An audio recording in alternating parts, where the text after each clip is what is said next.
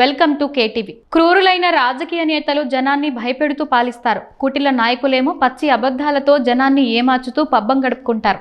ఈ రెండు అవలక్షణాలను వైఎస్ జగన్మోహన్ రెడ్డి పుణికిపుచ్చుకున్నారు. కుతంత్రాలు, దండోపాయాలతో 5 ఏళ్ల పాటు ముఖ్యమంత్రిత్వం వెలగబెట్టిన జగన్ భిన్న రంగాల్లో ఏపీని గాఢాంధకారంలోకి నెట్టుకుపోయారు. అందుకు జనం చీకొట్టి నిరుటి ఎన్నికల్లో మట్టి కరిపించాకైనా ఆయన తెలివి తెచ్చుకోలేదు. 11 సీట్లతో రాజకీయంగా చావు తప్పి కన్నులొట్టబోయినట్లు మిగిలిన తర్వాత కూడా తనకు బాగా అలవాటైన బెదిరింపుల భాషను మానుకోలేదు.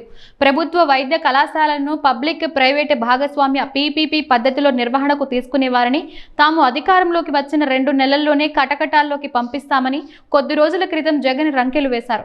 ప్రభుత్వ విధానాలపై అభ్యంతరం ఉంటే ప్రజాస్వామ్యయుతంగా నిరసించవచ్చు, ఆందోళనలు చేయవచ్చు. సర్కారీ నిర్ణయాల్లో రాజ్యాంగ చట్ట విరుద్ధమైన అంశాలుంటే ఎప్పటికైనా అవి న్యాయ సమీక్షకు అతీతం కాకుండా పోవు.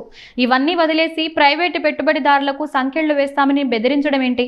ప్రజాహితం కోసమంటూ ప్రత్యేక పథకాలతో వైద్యారోగ్య రంగంలో కేంద్రమే పీపీపీని ప్రోత్సహిస్తోంది.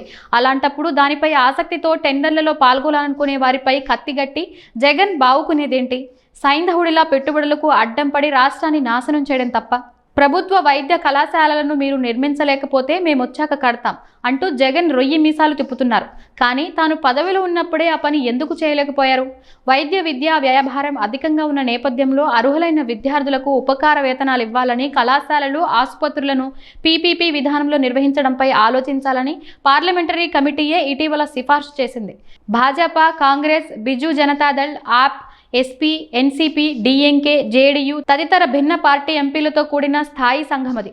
దాని సూచనలను సైతం చెవికెక్కించుకొని జగన్ ఆఖరికి ఏపీ హైకోర్టు వ్యాఖ్యలను కావాలని విస్మరిస్తున్నారు. నిధుల కొరత వల్ల వైద్య కళాశాలలను పీపీపీ విధానంలో చేపట్టాలని రాష్ట్ర ప్రభుత్వం నిర్ణయించి ఉండొచ్చు.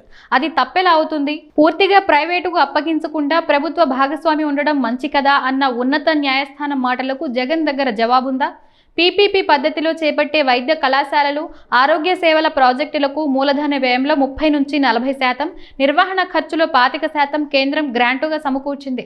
ఈ విషయాన్ని వెల్లడించిన కేంద్ర ఆరోగ్య మంత్రి జేపీ నడ్డా నైపుణ్యం, సృజనాత్మకత, నిధుల సమీకరణ పరంగా పీపీపీ చాలా లాభదాయకమైనదని పేర్కొన్నారు. దాంతో ప్రాజెక్టుల స్థిరాభివృద్ధి సాధ్యమై జవాబుదారీతనం, పారదర్శకత ఇనుమడిస్తాయని ఉద్ఘాటించారు.